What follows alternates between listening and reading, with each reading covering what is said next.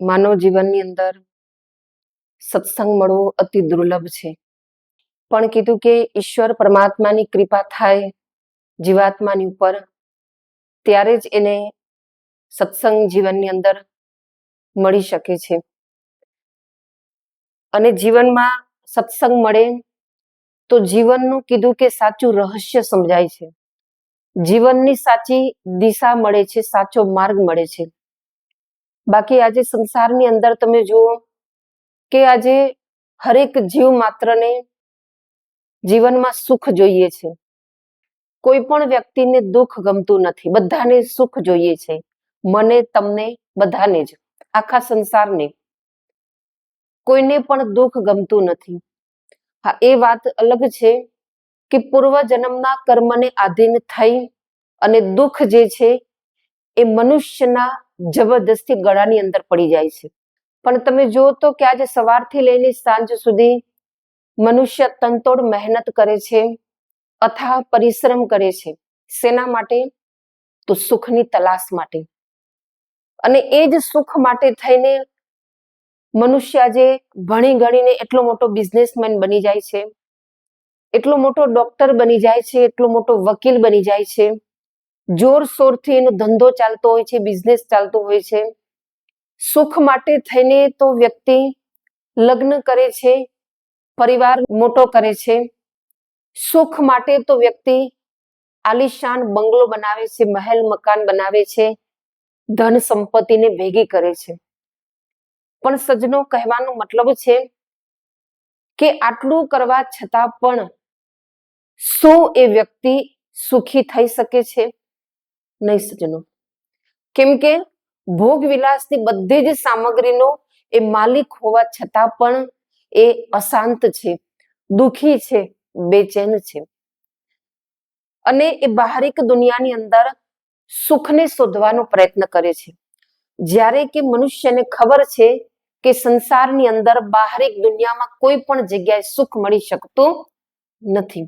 અને એટલે જ સંતો એક ભજનની અંદર બતાવ્યું છે, સુખને ન શોધ મનવા તું અન્ય ના આધારે, સુખને ન શોધ મનવા તું અન્ય ના આધારે, કોઈને મળ્યું ન મળશે આ જગતની બજારે, સુખને ન શોધ મનવા માયાનું જોર ભારે, લાખો ગયા છે હારે, માયાનું જોર ભારે, લાખો ગયા છે હારી, દ્રષ્ટિ ખુલે જો તારી સદગુરુ તણા ઈશારે, દ્રષ્ટિ ખુલે જો તારી સદગુરુ તણા ઈશારે, સુખને ન શોધ મનવા તું અન્ય ના આધારે, કોઈને મળ્યું ન મળશે આ જગતની બજારે, સુખને ન શોધ મનવા. સંતો બતાવે છે કે આ જગતની અંદર, સંસારની અંદર કોઈ પણ જગ્યાએ સુખ મળી શકતું નથી. બજારની અંદર, માર્કેટની અંદર તમે જુઓ કે ક્યાંય એવું બન્યું છે કે આ જગ્યા ઉપર સુખની દુકાન હોય કે 1 કિલો સુખ લઈ જાઓ, 2 કિલો સુખ લઈ જાઓ? નહીં સજ્જનો. કેમ કે સાચું જે સુખ છે એ ક્યાંય બહાર સંસારની અંદર નથી, ભૌતિક સુખ સંપત્તિના સાધનોની અંદર નથી. કેમ કે મને એક વાત યાદ આવી કે એક બહુ મોટો ધનવાન વ્યક્તિ હતો, જેનું નામ કુબેરનાથ હતું. હવે કુબેરનાથની પાસે એટલી અઢળક સંપત્તિ હતી, કરોડો અબજો કરતા પણ વધારે રૂપિયા એના બેંકની અંદર જમા હતા. આલિશાન મહેલ હતો, સોના ચાંદીના ઘરની અંદર ઢગલા હતા, સુખ સંપત્તિના બધા જ સાધનો હતા, નોકર ચાકરો હતા, એ નોકર ચાકર પણ ઠાઠ માઠથી રહેતા હતા. મતલબ કે કુબેરનાથ જે છે ખાવા પીવા માટે પણ એ સોના ચાંદીના વાસણોનો ઉપયોગ કરતો. એટલી બધી અઢળક સંપત્તિ હતી, કોઈ વાતનું એને દુઃખ નહોતું. તે છતાં પણ સજ્જનો, કુબેરનાથ જે છે એને કોઈક વાત પરેશાન કરતી હતી, હેરાન કરતી હતી, જેના કારણે એ શાંતિથી બેસી શકતો પણ નથી. રાત્રે ચેનથી શાંતિથી સૂઈ પણ શકતો નથી, એને રાતભર ઊંઘ આવતી નથી. જેના કારણે કીધું કે એ કંઈક વસ્તુને મેળવવા માટે થઈ, કોઈ વસ્તુ પૂર્તિ માટે થઈ એ પોતાના ખુદના માટે સમય કાઢી શકતો નથી. ઈશ્વર ભક્તિ ભજન સાધના માટે, ભગવાનની પૂજા આરાધના માટે પણ સજનો એ થોડોક સમય પણ કાઢી શકતો નથી. ના એની પાસે એટલો પણ સમય છે કે પોતાના સંતાનોની પાસે બેસી અને થોડોક સમય એ લોકોની સાથે વિતાવી શકે. સજનો, આ બધી અઢળક સંપત્તિનો માલિક હોવા છતાં પણ, એની પાસે બધું જ હોવા છતાં પણ કુબેરનાથ જે છે એને કોઈક વસ્તુ હેરાન પરેશાન કરી રહી છે, જેના કારણે એ દુખી છે, બેચેન છે, અશાંત છે. સજનો, એટલી બધી એની પાસે અઢળક સંપત્તિ છે, પણ સંતો બતાવે છે કે દરેક ક્રિયાની પ્રતિક્રિયા હોય છે. સુખ પછી દુઃખ આવે છે, દુઃખ પછી સુખ આવે છે, રાત પછી દિવસ અને દિવસ પછી રાત આવે છે. કેમ કે સજનો, આ સંસારનું જે ચક્ર છે એ સતત ફર્યા કરે છે. એમ કુબેરનાથનું જે જીવનરૂપી ચક્ર છે એ પણ ફરી જાય છે. એક દિવસ એવું થાય છે, કુબેરનાથજીના ઘરની અંદર ચોરી થઈ. ચોર લોકો આવીને ચોરી કરી ગયા, જેના કારણે અડધી સંપત્તિ ચોરાઈ ગઈ. થોડાક સમય પછી કીધું કે એના દીકરાઓની પાછળ એ સમય નહોતો કાઢી શક્યો, જેના કારણે એના દીકરાઓ પદભ્રષ્ટ થઈ ગયા, જેના કારણે થોડી ઘણી સંપત્તિ એની પાછળ ખર્ચાઈ ગઈ. પાછળથી કીધું કે વેપાર ધંધાની અંદર લોકોએ છેતરી દીધા, એને મિલાવટ કરી દીધી, જેને કારણે થોડી ઘણી સંપત્તિ એમાં ખર્ચાઈ ગઈ. અને એક વખત ઘરની અંદર આગ લાગી તો થોડું ઘણું ધન એની અંદર જતું રહ્યું. સજનો, ત્યાર પછી કેસ થયો, કોર્ટ કચેરીના ચક્કર ચાલ્યા અને એમ કરતા કરતા જે થોડું ઘણું ધન બચ્યું હતું એ વકીલોની અંદર ખર્ચાઈ ગયું. હવે કુબેરનાથજીની પાસે મકાન, જમીન, જાયદાદ, પ્રોપર્ટીઝ, બેંક બેલેન્સ જેટલું પણ હતું એ બધું જ ખર્ચાઈ ગયું. હવે કુબેરનાથ કરોડપતિમાંથી શું બની ગયા? રોડપતિ. કુબેરનાથની પાસે ધન હતું તે છતાંય પણ એ દુખી હતા, અને આજે એની પાસે ધન નથી તે છતાંય પણ એ દુખી જ છે. સજનો, આવી જ રીતે કુબેરનાથનું જીવનરૂપી ચક્ર ફરતું જાય છે. સમય વીતતો ગયો, કુબેરનાથ રોડપતિ થઈ ગયા છે, તે છતાંય સમય જતા એની ઉંમર થઈ જાય છે. વૃદ્ધાવસ્થાના કારણે સજનો એનું શરીર પણ એનું સાથ આપતું નથી. કેમ કે સજનો, સંસારમાંથી જ્યારે જીવાત્માનો જવાનો સમય આવી જાય છે, વૃદ્ધાવસ્થા આવી જાય, ઘડપણ આવી જાય છે, તો શરીરની અંદર જેટલી પણ ઇન્દ્રિયો છે એ બધી ધીરે ધીરે સાથ છોડવા લાગે છે. પરિવારના સભ્યો પણ ધીરે ધીરે વ્યક્તિનો સાથ છોડી દે છે. એટલે સંતો એક ભજનની અંદર બતાવ્યું છે, कमर सब हो गई कुबड़ी, चले लकड़ी सहारे से, गई सब देह की ताकत, लगी तन में बीमारी है, छूटी सब प्रीत तिरिया की, पुत्र सब हो गए न्यारे, बने सब मित्र मतलब के, झूठ लोकन की यारी है, संदेशा आ गया यम का, चलन की करो तैयारी. संतो बतावे छे कि कमर सब हो गई कुबड़ी, चले लकड़ी सहारी से.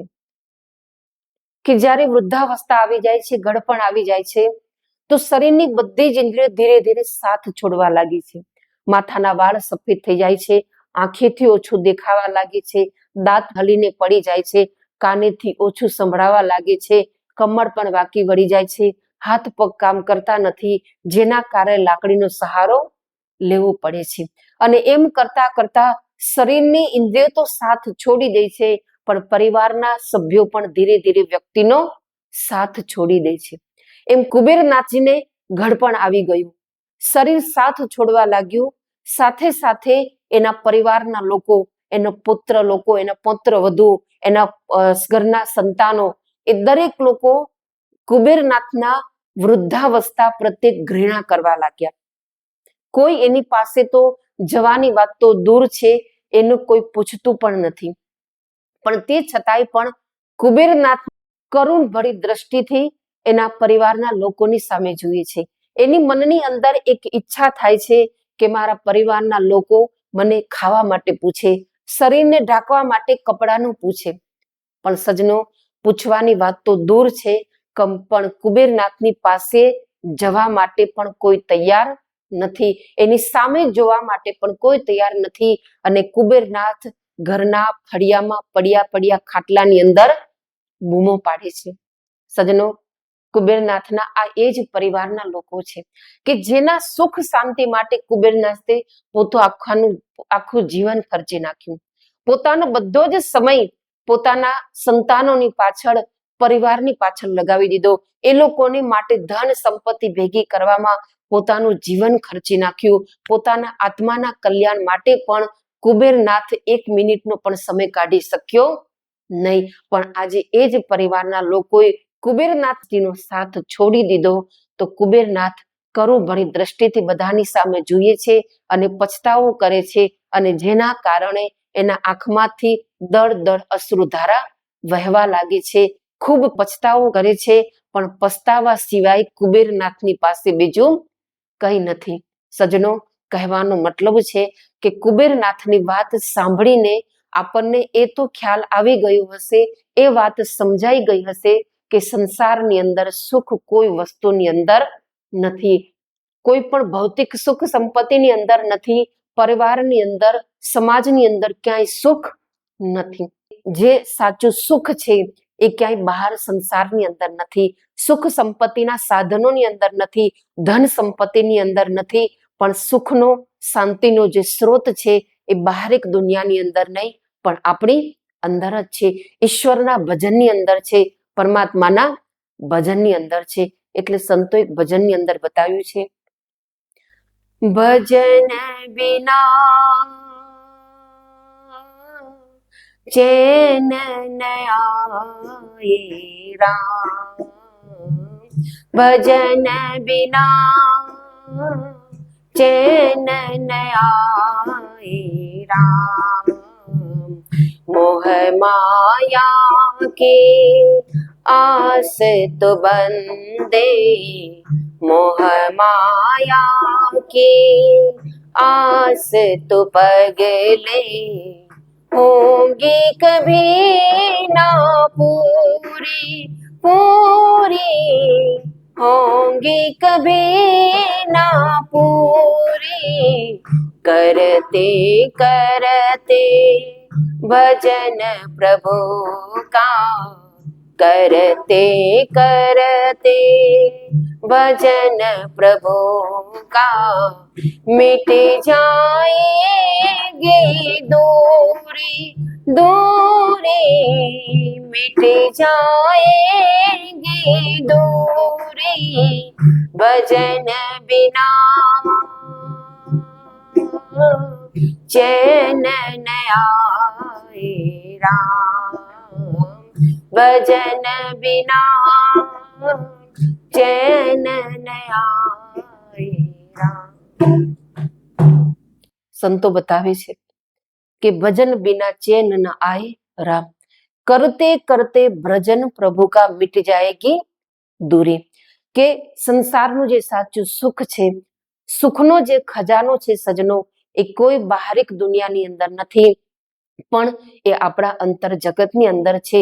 પરમાત્માનું જે સાચું નામ છે એ નિરંતર આપણી અંદર ચાલી રહ્યું છે, અને એ નામનું ભજન કરવાથી, સ્મરણ કરવાથી જે સુખ અને શાંતિનો જે સ્ત્રોત છે, જે સંસારનો સુખરૂપી જે ખજાનો છે સજ્જનો, આપણે એને ઈશ્વર ભજનને કરી અને એને આપણે આપણા પોતાના જીવનની અંદર, આપણા ઘટની અંદર મેળવી શકીએ છીએ.